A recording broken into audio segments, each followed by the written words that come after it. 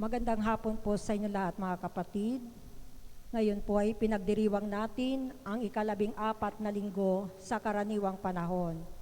Ang mamumuno po sa ating banal na pagdiriwang ay ang ating kura paroko, Reverendo Padre Benito Azon.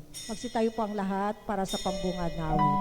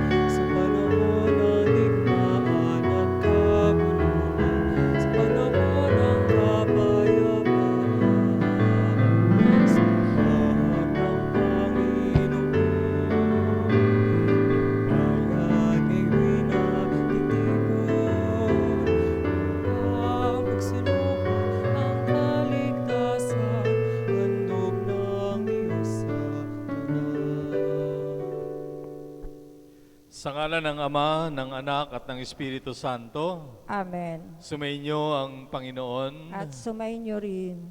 Inaanyayahan tayo ni Jesus na lumapit at makinig sa Kanya. Siya ang dakilang guro na magmumulat sa atin sa katotohanan na ang pagsunod sa kalooban ng Ama ang tunay na kaganapan ng buhay. Magpasalamat tayo kay Jesus gaya ng pagpapasalamat niya sa Ama na patuloy niyang pinakikilala sa atin sa Eukaristya. Nawa ang ating pagdiriwang ay maghatid sa atin ang kapahingahang nagmumula kay Jesus. At bilang paghahanda sa ating pagdiriwang, tayo tumahimik sandali at pagsisihan ng ating mga kasalanan.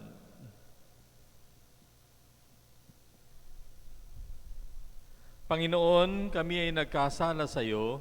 Panginoon, kaawaan mo kami. Kaya naman, Panginoon, ipakita mo na ang pag-ibig mong wagas. Kami ay lingapin at sa kahirapan ay iyong iligtas. Kaawaan tayo ng makapangyarihang Diyos, patawarin sa ating mga kasalanan at patnubayan sa buhay na walang hanggan.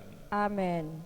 Panginoon, kaawaan mo kami. Panginoon, kaawaan mo kami. Kristo, kaawaan mo kami. Kristo, kaawaan mo kami. Panginoon, kaawaan mo kami. Panginoon, kaawaan mo kami. Papuri sa Diyos sa kaitaasan at sa lupa ay kapayapaan sa mga taong kinalulugdan niya.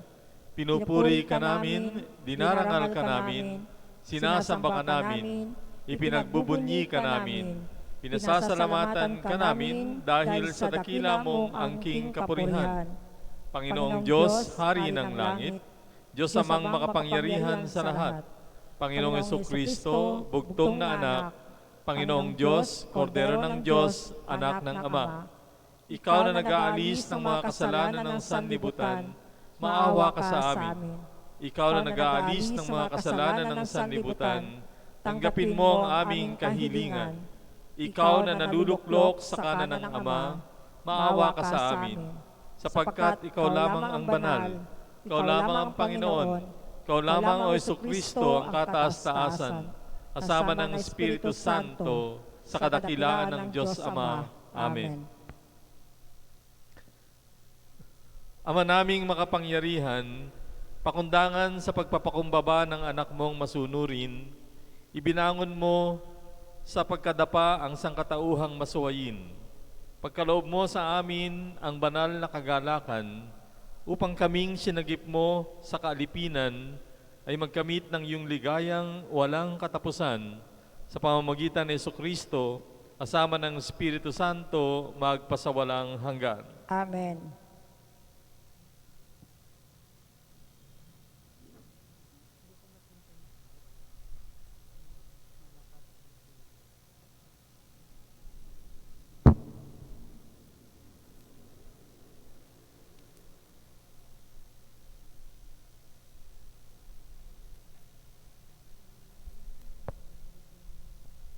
Pagbasa mula sa aklat ni Propeta Zacarias. Ito ang sinasabi ng Panginoon, Siyon, magalak ka at magdiwang. Umawit ka ng malakas, O Jerusalem, pagkat ang hari mo ay dumarating na, mapagwagi at mapagtagumpay. Mapagpakumbaba siya at nakasakay sa isang bisirong asno. Ipaalis niya ang mga karwahe sa Ephraim. Gayon din ang mga kabayong pantigba ng Jerusalem. Babaliin niya ang mga panudla ng mandirigma at paiiralin ang pagkakasundo ng lahat ng bansa. Ang hangganan ng kaharian niya'y dagat magkabila. Mula sa Euphrates hanggang dulo ng daigdig. Ang salita ng Diyos. Salamat sa Diyos. Diyos ko at aking hari, pupurihin kitang lagi. Diyos ko at aking hari, pupurihin kitang lagi. Ang kadakilaan ng Diyos ko at hari, aking ihahayag. Di ko titigilan magpakailanman ang magpasalamat. Aking pupurihit, pasasalamatan siya araw-araw. Di ako titigil ng pasasalamat magpakailanman. Diyos ko at aking hari, pupurihin kitang lagi. Ang Panginoong Diyos ay puspos ng pag-ibig at lipos ng habag. Banayad magalit, ang pag-ibig niya ay hindi kumukupas. Siya ay mabuti at kahit kanino'y hindi nagtatangi. Sa kaniyang nilikha, ang pagtingin niya ay mamamalagi. Diyos ko at aking hari, pupurihin kitang lagi. Magpupuring lahat sa iyo, o poon ang iyong nilalang. Lahat mong nilikha ay pupurihin ka at pasasalamatan. Babanggitin nilang tunay na dakila ang iyong kaharian, at ibabalitang tunay kang dakilat makapangyarihan. Diyos ko at aking hari, pupurihin kitang lagi. Di ka bibiguin sa mga pangako, pagkat ang Diyos ay tapat. Ang kanyang ginawa kahit ano ito ay mabuting lahat. Siya ay tumutulong sa lahat ng tao na may suliranin. Yaong inaapi, inaalis niya sa pagkagupiling. Diyos ko at aking hari, pupurihin kitang lagi.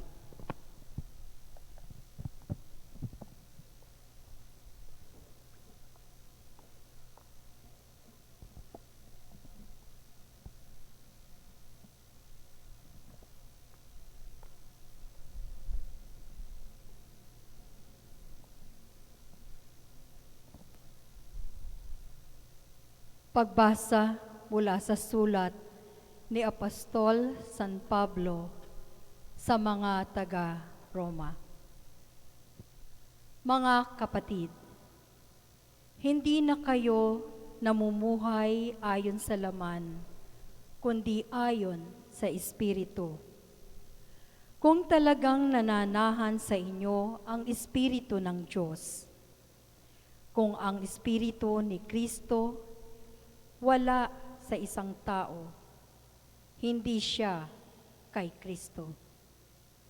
Kung nananahan sa inyo ang Espiritu ng Diyos na siyang muling bumuhay kay Hesukristo, ang Diyos ding iyan ang magbibigay ng buhay sa inyong mga katawang mamamatay. Sa pamamagitan ng kanyang Espiritong nananahan sa inyo. Mga kapatid, hindi na tayo alipin ng likas na hilig ng laman, kaya hindi na tayo dapat mamuhay ayon sa laman. Sapagkat mamamatay kayo kung namumuhay kayo sa laman, ngunit kung pinapatay ninyo sa pamamagitan ng Espiritu Santo ang mga gawa ng laman, mabubuhay kayo. Ang salita ng Diyos. Salamat sa Diyos.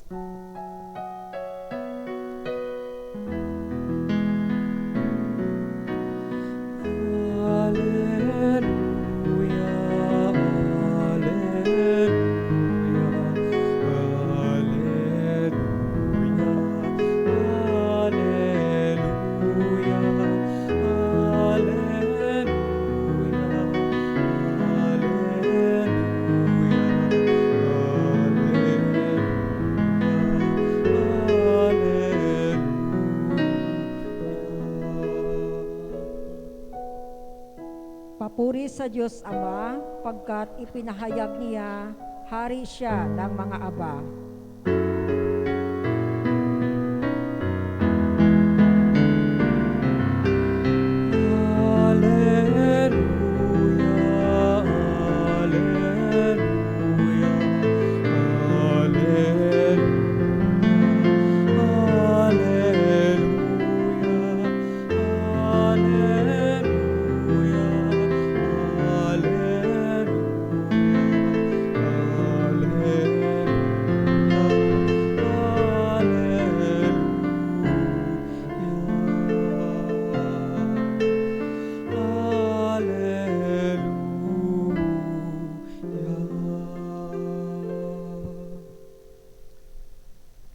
Sumainyo ang Panginoon.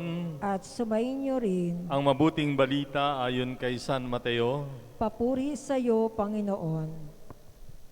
Noong panahong yon, sinabi ni Jesus, "Pinasasalamatan kita, Ama, Panginoon ng langit at lupa, sapagkat inilihim mo ang mga bagay na ito sa marurunong at matatalino, at inihayag sa may kaloobang tulad ng sa bata. Oo, Ama, sapagkat gayon ang ikinalulugod mo. Ibinigay sa akin ng aking Ama ang lahat ng bagay. Walang nakakikilala sa anak kundi ang Ama, at walang nakakikilala sa Ama kundi ang anak, at yaong marapating pagpapahayagan ng anak. Lumapit kayo sa akin, kayong lahat na napapagal at nabibigatan sa inyong pasanin, at kayo ay pagpapahingahin ko. Pasanin ninyo ang aking pamatok at mag-aral kayo sa akin. Ako ay maamo at mababang loob, at makasusumpong kayo ng kapahingahan para sa inyong kaluluwa. Sapagkat maginhawang dalhi ng aking pamatok at magaan ang pasaning ibibigay ko sa inyo." Mga kapatid, ang mabuting balita ng Panginoon. Pinupuri ka namin, Panginoong Hesukristo. Swak na uli yung ating pagbasa, no? Tungkol sa ating nararanasan ngayon na lubhang naiinip na at napapagod, no, sa pag-aantay kung kailan kaya matatapos itong pandemyang ito. At maraming mga umaasa, no, sa yaman, kapangyarihan ng mundo, talino ng mundo, no, na siyang magbibigay wakas dito. Pero iba, no, ang taong may pananampalataya. Sa mga taong naniniwala sa Diyos, hindi siya nawawala ng pag-asa, matyagang nag-aantay dahil naniniwala tayo na ang Diyos ay hindi nangiiwan, na ang Diyos ay laging nasa atin, na ang Diyos ay tutugon sa tamang panahon. Sa Ebanghelyo natin, no, dalawang bagay. No? Unang-una, yung kahalagahan ng pagpapakumbaba. No? Sabi ng Panginoon sa unang bahagi, inihayag niya sa may kaloobang tulad ng bata, no, ang mga kalooban ng Diyos. Bakit? Kasi ang bata ay may angking kababaang ng loob. No? Siya ay umaasa sa kanyang mga magulang o sa mga nakatatanda. At siya ay laging masunurin sa kanila. So ito yung gusto ng Panginoon na mangyari sa atin. tayo ay umasa sa Diyos, tayo ay dumepende sa Diyos, tayo ay kumilala sa ating sarili bilang kanyang nilalang at siya yung ating mailalang o tagapagligtas. Kapag nangyayari ito, ay mas madali nating natatanggap ang kanyang biyaya. Dahil nga tayo'y bukas na bukas sa kanya. Yung kasing taong mayabang o walang pagpapakumbaba, iniisip niya na hindi niya kailangan ng Diyos. Iniisip niya na sapat na yung kanyang yaman, talino, kapangyarihan at sarili para siya ay mabuhay. Yun ang problema ng mga taong walang kapakumbabaan. Pero ang taong mapagpakumbaba, alam niya na kung wala ang Diyos, wala siya. At yun ang dahilan bakit ang Panginoon ay nagsambit ng ganitong aral sa ating Panginoon. Pangalawa, consoling, yung sinasabi ng Panginoon, lumapit kayo, lahat na napapagal at nabibigatan sa inyong pasanin, at kayo'y pagpapahingahin ko. So we will find rest in the Lord. If you are with the Lord, you should be at peace. You should be comfortable. You should be resting. Pero pidaw lang tayo, hindi ito yung klase ng comfort na binibigay ng mundo. Hindi ito yung kapayapaan na binibigay ng mundo. At hindi rin ito yung rest na ibinibigay ng mundo. Kasi ayon sa karanasan ng mga santo at santa, mas lalo ngang humihirap ang buhay ng isang taong lumalapit sa Diyos. So if we will define rest in the way the world defines it, we're wrong. So, sabi ni Santa Teresita, yan sa interest of the child, Jesus, sabi niya, bakit Panginoon nung naging malapit ako sa iyo, lalo akong nahirapan? And I think we can empathize with her, no? Yung mga taong nagpapakabanal, yung mga taong malapit sa Diyos, marami tayong nararanasang hirap. Dahil hindi ang Diyos ang nagpapahirap. Sino ang nagpapahirap? Hindi demonyo. Because that's the only way He can take us away from the Lord. For if we are being with the Lord and at rest, then mawawalan siya ng laban. So kaya nga, papahirapan niya tayo. Paano pahirap? Tutuksuhin tayo. At yung mga tuksong yon ang nagpapadanas ng hirap sa atin. Kaya napapansin nyo, di ba? May mga umaangal. Ang hirap ng mga maging Kristiyano. Yeah, it's really hard. It's really difficult. But as I've always been saying, it may be difficult to be a Christian, but it's harder if you're not a Christian. Mas mahirap kung hindi ka naniniwala sa Diyos. Di ba? Mahirap na hindi magnakaw. Nakintukso yan. Nandyan na, biro mo, laki-laking pera. Tapos, dahil Kristiyano ka, hindi ko yan nanakawin. So, nahihirapan ka. And it's better. Why? Kasi pag ninakaw mo yun, mas mahihirapan ka. Yeah. Mahirap pang hindi magsinungaling. Maraming mga Kristiyano umaangal niyan. Bakit ba hindi tayo pinapayagan magsinungaling ng pananampalataya natin? Well, it's because when you commit lies, it becomes more difficult. So, siguro, yun ang mas tingnan natin. Sapagkat maraming ipinagbabawal ang Diyos na nagpapahirap sa atin, sa katapusan, nagbibigay sa atin yun ng kaginhawahan. Nagbibigay sa atin yun ng kapahingahan. Mahirap ang buhay ng taong punong-puno ng kasalanan. And I think all of us can identify with that. Napakahirap. Kung alalahanin natin yung kwento ng alibughang anak, di ba? Hindi niya matiis na siya ay wala sa piling ng kanyang ama. Kaya anong ginawa niya? Nagpakumbaba. Inamin ang kasalanan para lang mapabalik sa kanyang kapahingahan. Ano yung kapahingahan niya? Ang mapabilang sa kanyang ama. So yan ang karanasan ng mga santo. Pero, kanila pa rin niyakap ang mga hirap at pasakit ng pagiging matapat sa Diyos. Bakit? Kasi nga, para sa kanila, ang hirap at pasakit na yon ay parte no? Parte ng kanilang pagpapatunay ng pananampalataya sa Diyos. At kapag ang isang tao'y nasa Diyos, kahit na anong gulo, ligalig ang nasa paligid niya, lagi siyang nasa kapayapaan. So if you're going to ask, sino ba yung taong ligalig? Yun yung taong malayo sa Diyos. Diba? Aanin mo ang yaman kung galing naman sa nakaw. Aanin mo ang kapangyarihan kung galing naman sa daya. Aanin mo ang katanyagan kung pinagbili mo naman ang iyong sarili. See? These are words of the Lord. And so, it's about time for us, no, to try.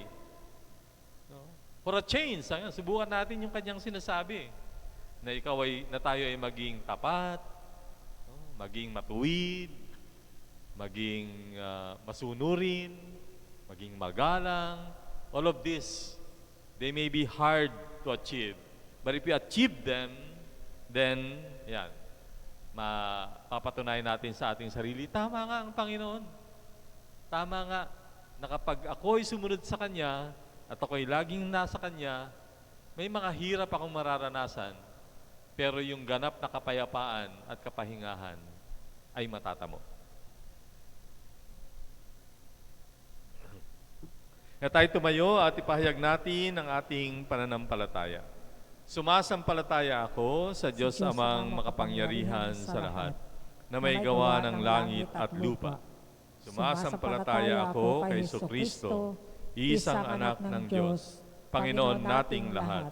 Nagkatawang tao siya lalang ng Espiritu Santo, pinanganak ni Santa Mariang Birhen, pinagpakasakit ni Poncio Pilato, ipinako sa krus, namatay, inilibing, nanaog sa kanaroonan ng mga yumao, nang may ikatlong araw na buhay na maguli, makyat sa langit, naluluklok sa kanan ng Diyos Amang makapangyarihan sa lahat.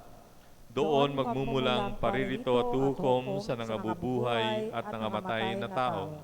Sumasampalataya naman ako sa Diyos Espiritu Santo, sa banal na simbahang katolika, sa kasamahan ng mga banal, sa kapatawaran ng mga kasalanan, sa pagkabuhay na muli ng nangamatay na tao, at sa buhay na walang hanggan. Amen. Inihahayag sa atin ng Panginoong Yesus na mahabagin at maamo ang Diyos Ama, dakila sa Kanyang kabutihan. Lumapit tayo sa Kanya at manalangin ng may buong pagtitiwala. Ating itutugon, Ama, dinggin mo ang aming panalangin. Ama, dinggin mo ang aming panalangin. Ipagpatuloy nawa ng simbahan sa pamumuno na Santo Papa ang kanyang paninindigan para sa kapayapaan, katarungan at pag-ibig, lalo't higit sa mga panahon at pagkakataong patuloy ang digmaan, panunupil at hayagang pagkitil sa buhay ng tao. Manalangin tayo. Ama, dinggin mo ang aming panalangin. Maging mga tapat na lingkod ng Panginoon, nawa ang mga obispo, pari at diakono sa pamamagitan ng payak na pamumuhay at makabuluhang paggabay sa lahat. Manalangin tayo. Ama, dinggin mo ang aming panalangin. Sikapin nawa ng mga pinuno ng ating bansa na ipalaganap ang kapayapaan at katarungan sa lipunan at kalingain lahat ng mga mamamayan. Manalangin tayo. Ama, dinggin mo ang aming panalangin. Makatagpo nawa ng kapahingahan kay Kristo ang mga inuusig at nabibigatan, ang mga may sakit at nalulumbay, mga pamilyang nahahati dulot ng kahirapan at di pagkakaunawaan. Manalangin tayo. Ama, dinggin mo ang aming panalangin. Mahagan nawa ng Ama ang mga kapatid nating yumao sa kanyang kaharian sa langit. Manalangin tayo. Ama, dinggin mo ang aming panalangin.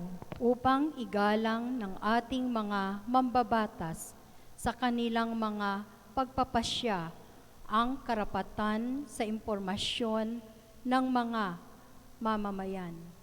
Manalangin tayo sa Panginoon. Ama, dinggin mo ang aming panalangin.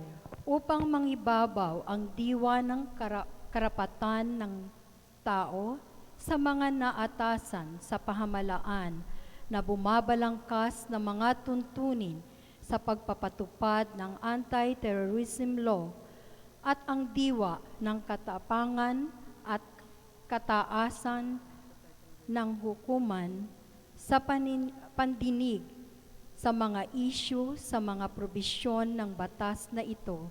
Manalangin tayo. Ama, dinggin mo ang aming panalangin. Sa katahimikan, ating ipanalangin ang ating mga pansariling kahilingan. Ama naming mapagmahal, dinggin mo ang aming mga kahilingan. Hanguin mo kami sa pagkaligalig at di pagkakaunawaan, at punuin nawa kami sa pananampalataya at katatagan ng loob sa ngalan ni Kristong aming Panginoon. Amen.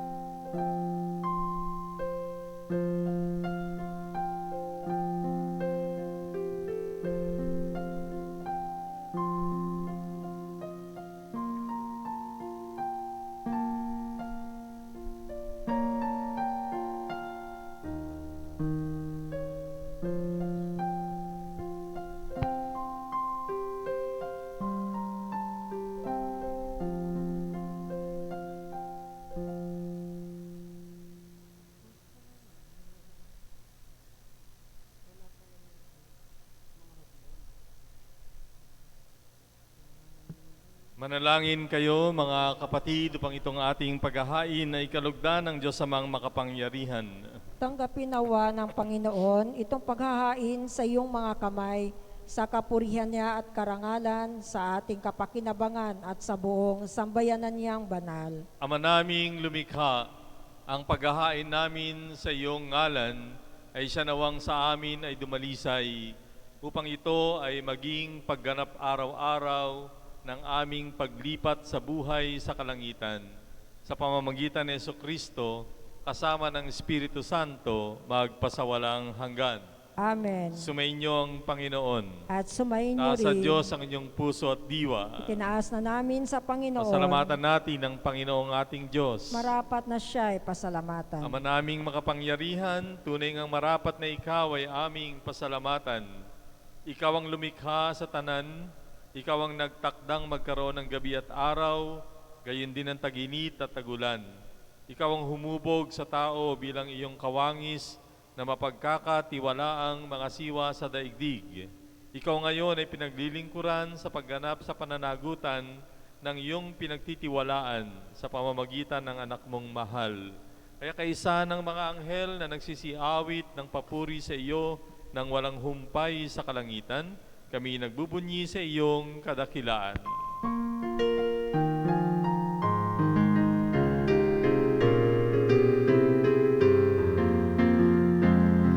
Santo, Santo, Santo, Panginoong Diyos, mapupuno ang langit at lupa ng kadakilaan mo.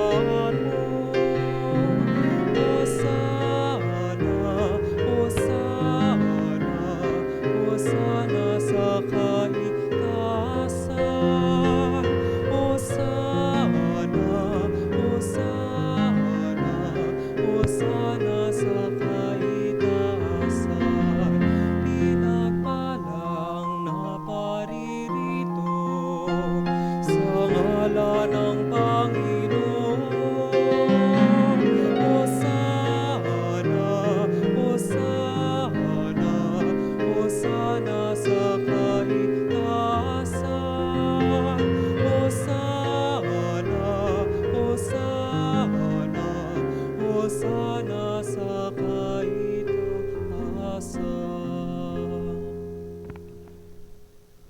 Ama naming banal, ikaw ang bukal ng tanang kabanalan, kaya't sa pamamagitan ng iyong Espiritu, gawin mong banal ang mga kaloob na ito, pang para sa amin ay maging katawan at dugo ng aming Panginoong Hesukristo. Bago niya pinagtiis ang kusang loob na maging handog, hinawakan niya ang tinapay, pinasalamatan kanya, pinaghati-hati niya iyon, niabot sa kanyang mga alagad at sinabi, "Tanggapin ninyong lahat ito at kanin, itong aking katawan na ihahandog para sa inyo."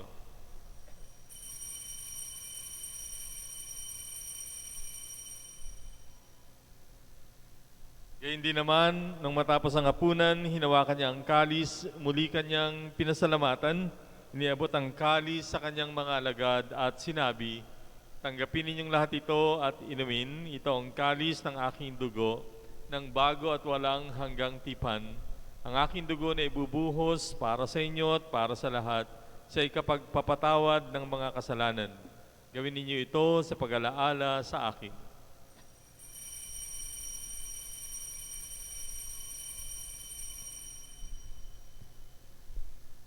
Pagbunyi natin ang misteryo ng pananampalataya. Aming ipinahahayag na namatay ang iyong anak, na buhay bilang Mesiyas at magbabalik sa wakas para mahayag sa lahat. Ama, ginagawa namin ngayon ang pag-alaala sa pagkamatay at muling pagkabuhay ng iyong anak. Kaya tiniaalay namin sa iyo ang tinapay na nagbibigay buhay at ang kalis na nagkakaloob ng kaligtasan. Kami nagpapasalamat dahil kami ay iyong minarapat na tumayo sa harap mo para maglingkod sa iyo. Sinasamo namin kaming magsasalo-salo sa katawan at dugo ni Kristo ay mabuklod sa pagkakaisa sa pamamagitan ng Espiritu Santo.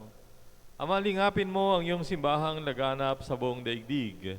Puspusin mo kami sa pag-ibig kay San ni Francisco na aming Papa, ni Broderick na aming tagapangasiwa at ng Tanang Kaparian. Alalahanin mo rin ng mga kapatid naming nahimlay nang may pag-asa na sila ay muling mabubuhay. Gayon din ang lahat ng mga pumanaw. Kaawaan mo sila at patuloyin sa iyong kaliwanagan. Kaawaan mo at pagindapatin kaming lahat na makasalo sa iyong buhay na walang wakas. Kaysa ng mahal na Birheng Maria na ina ng Diyos, ni San Jose na kanyang esposo, kaysa ng mga apostol at ng lahat ng mga banal na namuhay dito sa daigdig ng kalugod-lugod sa iyo. May pagdiwang nawa namin ang pagpupuri sa ikararangal mo sa pamamagitan ng iyong anak na aming Panginoong Hesukristo. Sa pamamagitan ni Kristo, kasama niya at sa Kanya, ang lahat ng parangal at papuri sa iyo, Diyos amang makapangyarihan, kasama ng Espiritu Santo, magpasawalang hanggan. Amen, amen, amen. Sa tagubilin ng mga nakagagaling na utos at turo ni Jesus na Panginoon natin at Diyos, pahayag natin ng lakas loob.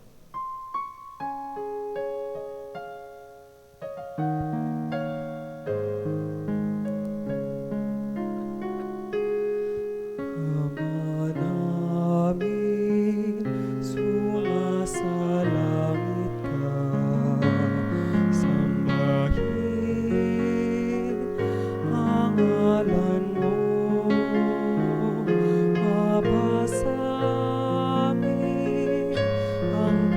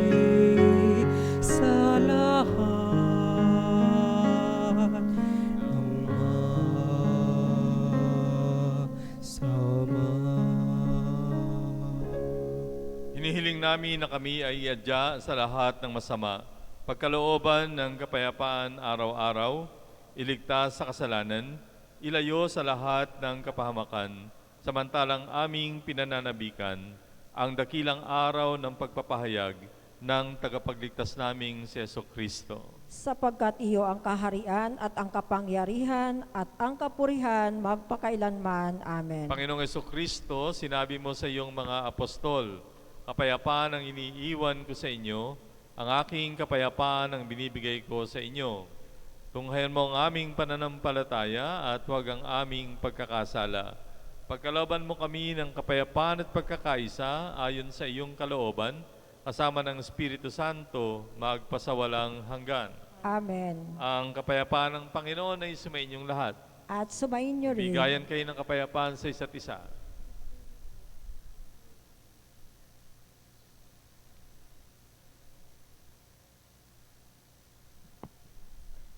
Kordero ng Diyos na nag-aalis ng mga kasalanan ng sanlibutan, maawa ka sa amin. Kordero ng Diyos na nag-aalis ng mga kasalanan ng sanlibutan, maawa ka sa amin.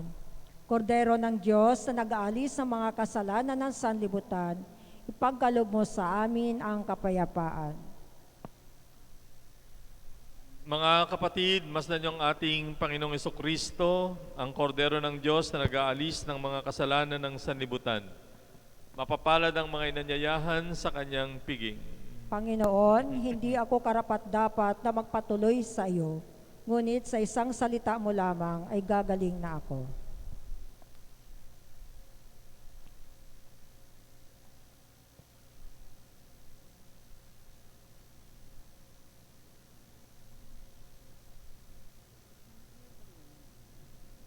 Lasapin ninyo at tikman ang sarap ng pagmamahal ng Panginoong may kapal. Malaki ang kapalaran pag siya ay pinagtiwalaan.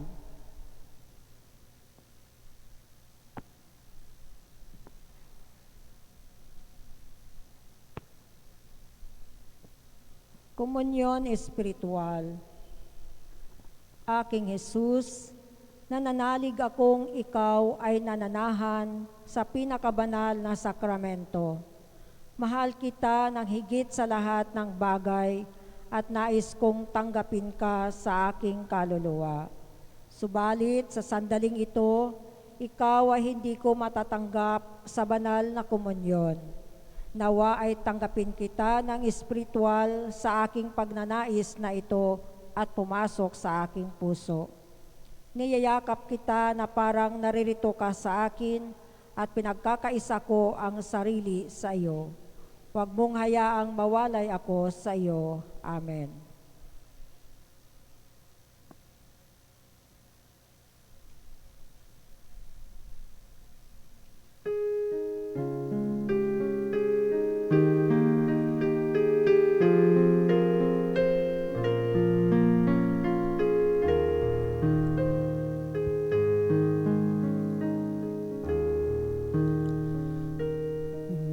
Umasa ka sa Diyos, ang mabuti gawin, at manahan kang ligtas sa lupain. Sa Diyos mo hanapin ang kaligayahan, at pangarap mo ay makakamtan.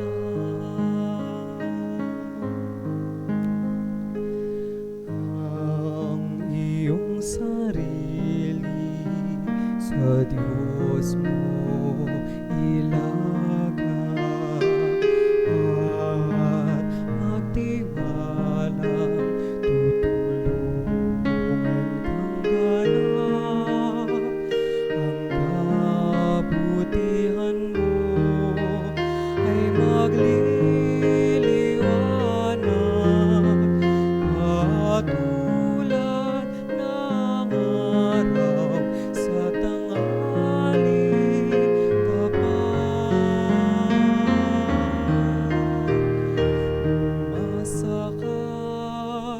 Diyos ang mabuti gawin at manahan kang ligtas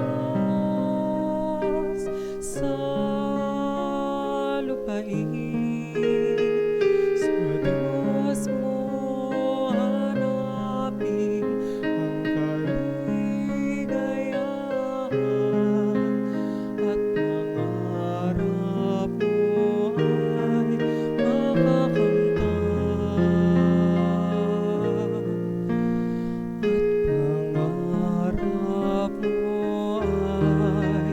At pangarap mo ay makakamtan.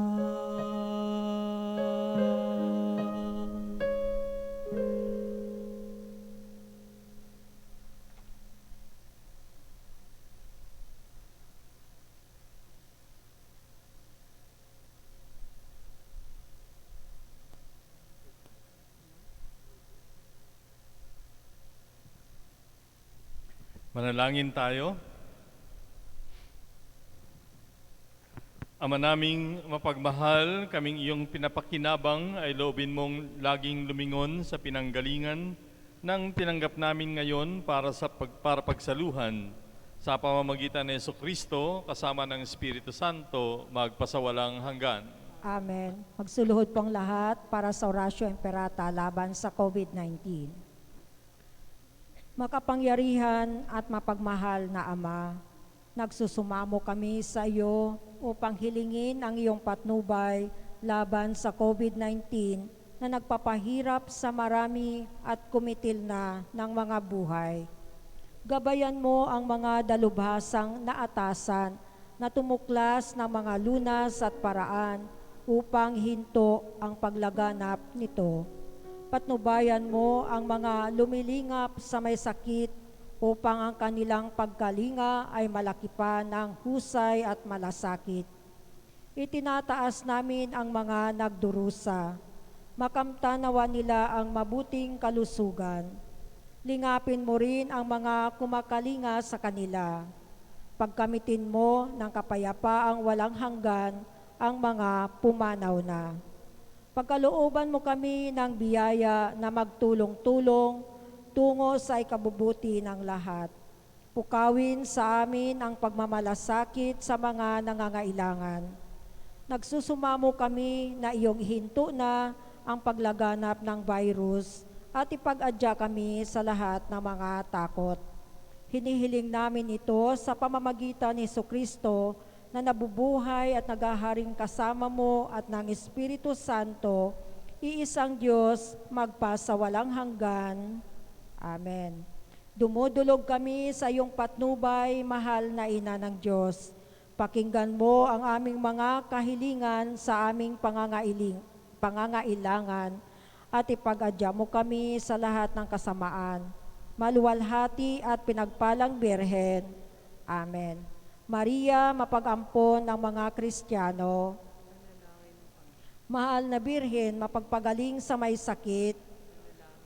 San Rafael Arcangel, San Roque, San Lorenzo Ruiz, San Pedro Calungsod, San Antonio ng Padua. Amen. Isang patalastas po. Umupo muna sandali po. Isang patalastas po. Sa darating po na Biyernes, 10 ng Hulyo, tatanggap na po tayo ng karagdagang bilang ng magsisimba. Gagawin na po natin itong 80. 80. Ngayon kung kayo po ay magsisimba, agahan po natin ang dating sapagkat dadaan pa rin po tayo sa registration table. Gagahulin po kayo, baka malate po kayo. So 80 katao ang pwedeng tanggapin simula sa Biyernes. Agahan po ang pagdating dahil dadaan po tayo sa registration table para sa contact tracing form. Salamat po. At meron din po tayong dagdag na misa sa araw ng linggo. Ang mga misa po ay 7 o'clock, 8:30 ng umaga, 10 o'clock ng umaga. So madadagdag po yung 8:30 at saka 10 a.m. ng umaga. At sa hapon, 3:00 ng hapon, Tapos 4:30 p.m. at 6 p.m. So may nadagdag na 4:30 p.m. So 3 misa po ang madadagdag sa araw ng linggo. Simula po yan sa susunod na linggo. Sumainyo ang Panginoon. At sumayin niyo Palain rin. kayo ng makapangyarihang Diyos Ama, Anak at Espiritu Santo. Amen. Tapos ang ating pagdiriwang, humayo kayo sa kapayapaan ni Kristo. Salamat sa Diyos. Bayan, muli kang magising, awit ng abayong dinggin, ang labis-labis na tiisin, sama-sama nating magaling, magpasalamat, magpasaya, magpasimula ng isang bagong pangarap, basahan ng alaala, isang pananaw sa hinaharap na bukas. Magpasalamat, magpasaya, magpasimula ng isang bagong pangarap, magpasahan ng alaala, isang pananaw sa hinaharap na bukas.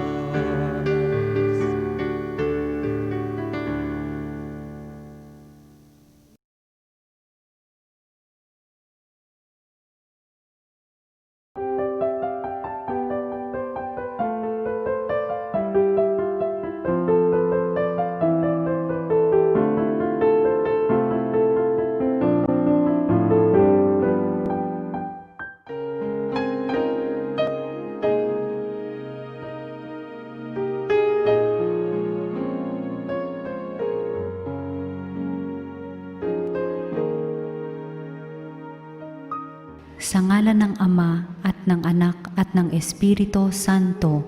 Amen. O San Antonio, pinili ka ng Diyos na ipabatid sa daigdig ang iyong kabanalan upang maakit ang marami sa paggawa ng mga kabutihan.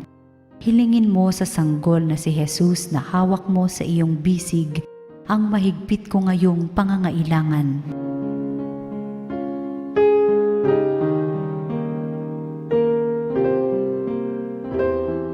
Samahan mo ako sa aking panalangin sapagkat ang dasal ng isang banal na kagaya mo ay dinirinig ng Diyos. Pagkalooban nawa ako ng Panginoon ng tanda ng kanyang pagmamahal, pagkalinga at paggabay. Sa tulong mo, naway ipagkaloob niya sa akin ang kaganapan ng buhay at ang pag-ibig na walang hanggan. Amen.